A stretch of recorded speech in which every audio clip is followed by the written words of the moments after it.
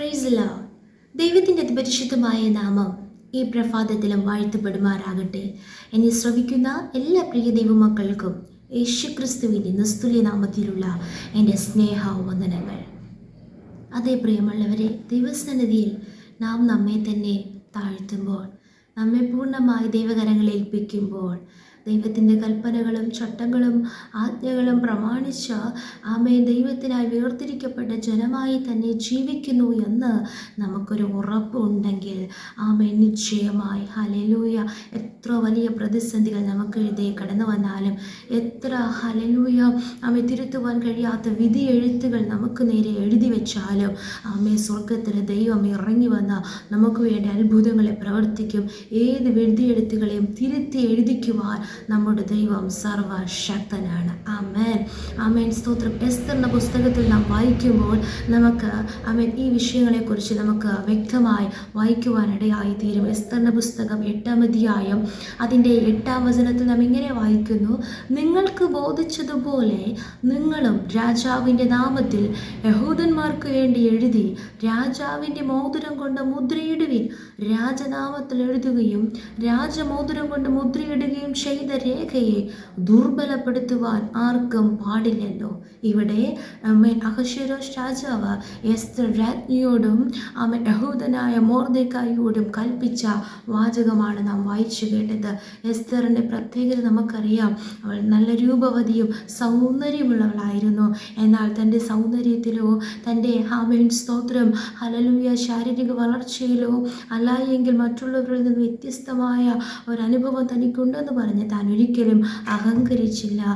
ദൈവഭയത്തോടും ഭക്തിയോടും ജീവിച്ച ഒരു മകളായിരുന്നു എസ്തർ. അതുപോലെ എസ്തറിൻ്റെ കുടുംബ പശ്ചാത്തലമൊക്കെ നോക്കുമ്പോൾ ഒരിക്കലും എസ്തറിന് രാജ്ഞി എന്ന പദവി ലഭിക്കുവാൻ കഴിയുകയില്ല. ഹല്ലേലൂയ, അത്രമാത്രം ഒരു കുടുംബ പശ്ചാത്തലത്തിലാണ് എസ്തർ രാജ്ഞി വളർന്നു വരുന്നത്. അതുപോലെ തന്നെ മൊർദെഖായിയുടെ പ്രത്യേകത നമുക്കറിയാം. അവിടെ വ്യക്തമായി എഴുതിയിരിക്കുന്നു, യഹൂദനായ മൊർദെഖായി. അതായത് യഥാർത്ഥമായി വാക്കിലും പ്രവൃത്തിയിലും ജീവിതത്തിലും താനൊരു യഹൂദനെന്ന് തെളിയിച്ച വ്യക്തിയായിരുന്നു മൊർദെഖായി. ഹല്ലേലൂയ, തൻ്റെ ദൈവമായ യഹോവയിൽ പൂർണ്ണമായി ആശ്രയിച്ച് ദൈവഭക്തിയോടും ഭയത്തോടും സൽസ്വഭാവിയായി ജീവിച്ചൊരു മനുഷ്യനായിരുന്നു മൊർദെഖായി. ഇവരോടും രണ്ടുപേരോടുകൂടെയാണ് ഈ അഹശ്വേരോശ് രാജാവ് കൽപ്പിക്കുന്നത്, നിങ്ങൾക്ക് ബോധിച്ചതുപോലെ നിങ്ങളും രാജാവിൻ്റെ നാമത്തിൽ യഹൂദന്മാർക്ക് വേണ്ടി എഴുതുവീൻ. ആമേൻ, ആമേൻ. അതിൻ്റെ 3-ാം അധ്യായത്തിൽ നമുക്ക് വായിക്കുവാൻ കഴിയും. ഹാമാൻ എന്ന വ്യക്തി മൊർദെഖായിയെ മാത്രം ഹല്ലേലൂയ സ്തോത്രം കൈകാര്യം ചെയ്യുന്നത് അവന് പുച്ഛമായി തോന്നി. 3-ാം അധ്യായം 6-ാം വചനത്തിൽ നാം വായിക്കുന്നു, എന്നാൽ മൊർദെഖായിയെ മാത്രം കയ്യേറ്റം ചെയ്യുന്നത് അവന് പുച്ഛകാര്യമായി തോന്നി.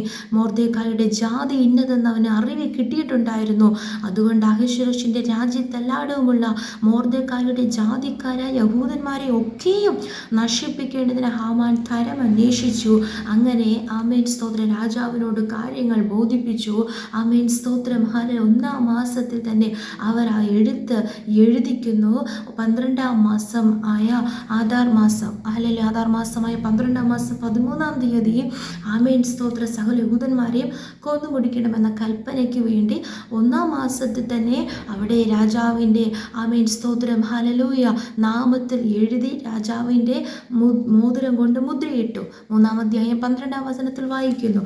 എന്നാൽ അതേ സാഹചര്യം തന്നെ 8-ാം അധ്യായത്തിൽ വായിക്കുമ്പോൾ 9-10 വചനങ്ങളിൽ നാം വായിക്കുന്നു. 11-12 വചനങ്ങളിൽ സീവാൻ മാസമായ 3-ാം മാസം 1-ാം മാസത്തിൽ ശത്രു രാജാവിൻ്റെ നാമത്തിൽ ശത്രു തനിക്ക് ബോധിച്ചതുപോലെ തൻ്റെ ഇഷ്ടം പോലെ യഹൂദന്മാർക്ക് എതിരായി എഴുതിയെങ്കിൽ അതേ വർഷം തന്നെ 3-ാം മാസം സീവാൻ മാസമായ 3-ാം മാസം 23-ാം തീയതി സ്തോത്ര രാജാവിൻ്റെ കൽപ്പന പ്രകാരം മൊർദെഖായിയും എസ്തർ രാജ്ഞിയും കൂടെ ചേർന്ന് യഹൂദ ജാതിക്ക് വേണ്ടി സ്തോത്രം ഹല്ലേലൂയ രാജാവിൻ്റെ നാമത്തിൽ എഴുതി രാജമോതിരം കൊണ്ട് മുദ്രയിടുന്നു. സ്തോത്രം. സ്തോത്രം. എന്നിട്ട് ഏത് ദിവസമാണോ ആമേൻ ആധാർ മാസമായ 13-ാം തീയതി കൊല്ലുവാൻ തീരുമാനിച്ചോ, അതിലെഴുതിയിരുന്നു ഉറപ്പുവരുത്തിയോ, അതേ മാസം 12-ാം വചനത്തിൽ നിന്ന് വായിക്കുന്നു, ആധാർ മാസമായ 12-ാം മാസം 13-ാം തീയതി തന്നെ അതത് പട്ടണത്തിലെ യഹൂദന്മാർ ഒന്നിച്ചുകൂടി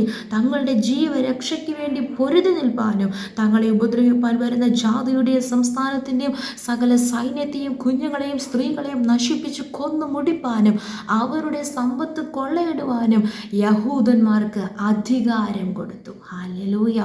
പ്രിയ ദൈവമക്കളെ, സാഹചര്യങ്ങളെ മാറ്റിമറിക്കുവാൻ നമ്മുടെ ദൈവത്തിന് കഴിയും.